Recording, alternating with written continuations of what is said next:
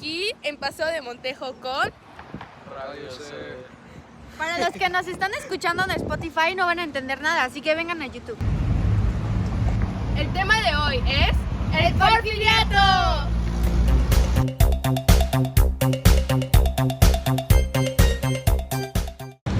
Estamos en Paseo de Montejo. Pero, ¿por qué este lugar es representativo de la edad porfiriana? Durante el porfiriato, la zona de Paseo de Montejo fungía como zona residencial. Es más, las zonas económicas o todo lo relacionado a las haciendas queda cerca de esta zona. Por ejemplo, La Plancha, que era el principal centro de ferrocarriles de Yucatán, queda a escasos metros, a poco más de media hora caminando. Durante el porfiriato se buscó embellecer a todas las ciudades de México. Esto incluía obviamente a Mérida, Yucatán. Pues el proceso de modernización de todas las ciudades de México estaba basado en el modelo europeo. Y Paseo de Montejo, como podemos observar, es una clara muestra de representación de las ideas.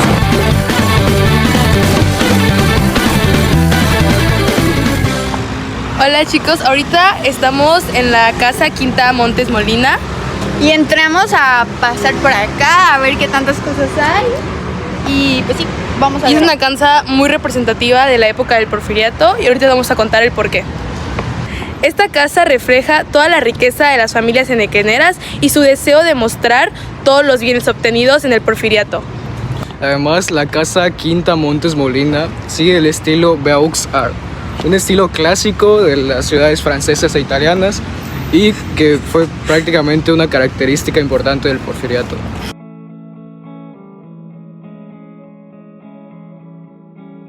Dale. De lo que nos hemos dado cuenta Alex y yo, es que esta casa está en súper buenas condiciones.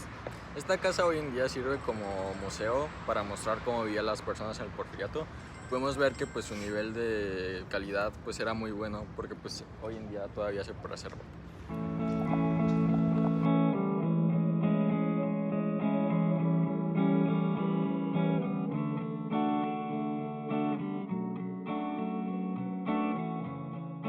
Socialmente, la seguridad era un gran problema que se resolvió a base de la introducción de una política improvisada. Los rurales. También se instauraron mejoras en el gobierno para liderar mejor el país. Se disminuyó la cantidad de vándalos y criminales, convirtiéndolos en rurales o creando oportunidades laborales para ellos.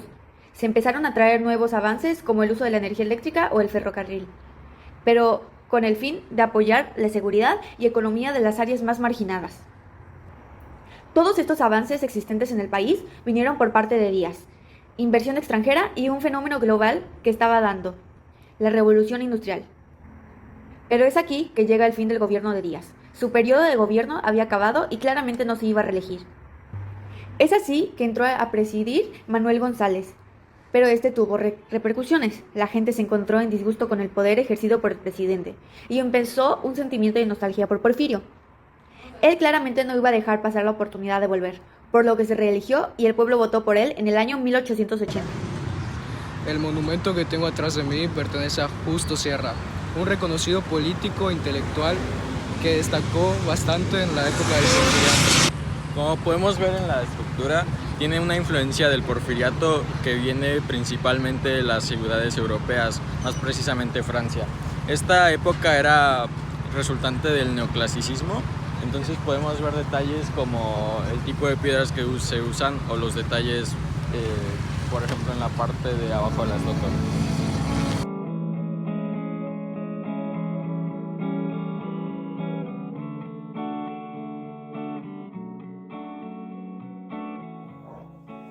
Así como ya se vio que existían problemas en las haciendas, estas no eran la excepción, ya que había más lugares como Valle Nacional, el Hospital Psiquiátrico, La Castañeda, entre otros, los cuales fungían como campos de concentración.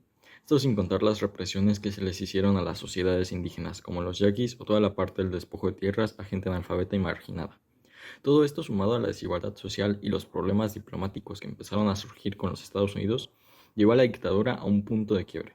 Las personas empezaron a rebelar y protestar, pero el gobierno solo respondía con violencia. Se puede indagar en protestas como la de Río Blanco, donde los trabajadores solo piden un aumento de 2 pesos en su salario, y por estos mismos 2 pesos hicieron un genocidio de alrededor de 800 personas. Es por todas estas cosas que el porfirismo cayó. Pese a que México contaba con un gran ejército, la cantidad de personas que se oponían a Díaz era mucho mayor. Esto sumado a que durante la revolución Díaz fue traicionado y sus enemigos eran mayoría. Este decidió recurrir a un exilio. Este movimiento lo podemos ver como la expulsión de un chivo expiatorio, aunque no podemos negar que sí contribuyó en un cambio en la República. Es así como se dio fin al porfiriato. Esta es una manifestación arquitectónica que representa claramente la sociedad durante el porfiriato, ya que esta la controlaba una élite enequenera. Alrededor de los años 80 se vendió y ahora es un banco, Santander.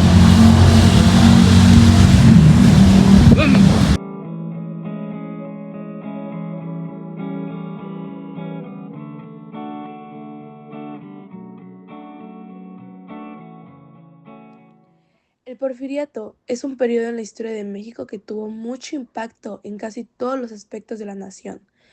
Y seguramente se han preguntado cómo surgió esto después de haber visto tantos acontecimientos catastróficos pero relevantes y todos los tipos de construcciones que se han creado a partir de este momento. Pues el porfiriato viene después de todo lo relacionado con Benito Juárez. México era una nación que se encontraba debilitada por la guerra, ya que se tuvo la Guerra de Reforma, el Segundo Imperio y no mucho antes la intervención americana. Sin contar problemas internos como la guerra de castas, el país estaba empobrecido y el progreso se veía frenado. Inclusive después de todas estas catástrofes, cuando Juárez ya iba a llevar a cabo su gobierno, este falleció a causa de un infarto al miocardio. Y lo que quedó en México fue el periodo de Lerdo de Tejada, el cual no destacó mucho. Así fue cuando llegó Díaz, el cual fue refugiado bajo la no reelección y el plan de Tuxtepec. Este se postuló para la presidencia. Díaz era medianamente reconocido. Ya había batallado en la intervención francesa y tenía reconocimiento militar. El pueblo tenía una gran imagen de él y no existía mucha otra competencia. Es así como al ser electo inició lo que hemos escuchado en todo el video, el porfiriato. Durante el porfiriato, como ya se mencionó, la ley parecía ser el progreso económicamente. Se tuvo un crecimiento muy grande comparado que antes de Díaz el país prácticamente dependía de préstamos. Los sectores más trabajados en esta área pueden ser la minería, el campo, las fuentes de energía, los textiles, entre otros. Al crecer la economía, crecieron los recursos, los cuales hicieron que México pudiera introducir nuevas tecnologías. Estas eran resultantes de la revolución industrial, como lo pueden ser el ferrocarril, el foco, la máquina de coser, la máquina de vapor, la fotografía y hasta los fonógrafos. Todo esto, combinado con avances en la infraestructura y arquitectura, hizo que la imagen de México creciera y sus ciudades se consolidaron como fuertes puntos económicos. México, pese a que no dependía de otros países económicamente, sí tenía relaciones con estos. La inversión extranjera era un pilar fundamental para el sustento del país, principalmente por parte de países como los Estados Unidos o potencias europeas. Cabe recalcar que esto no es un caso exclusivo de México. Esto ocurrió prácticamente en todo el país. Debido al auge del imperialismo, las potencias extranjeras dirigían una gran parte de las industrias previamente mencionadas. Esto era bueno, ya que permitió al pueblo desarrollarse, aunque tiempo después, a base de malos tratos e injusticias, se volvería un problema.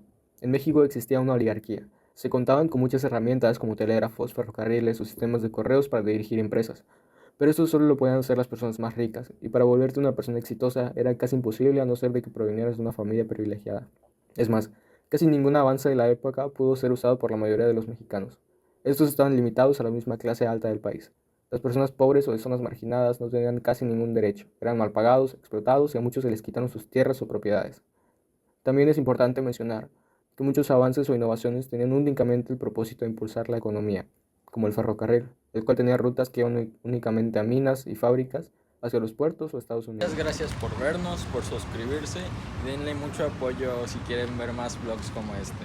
Este tema fue el porfiriato y les decimos adiós. Adiós.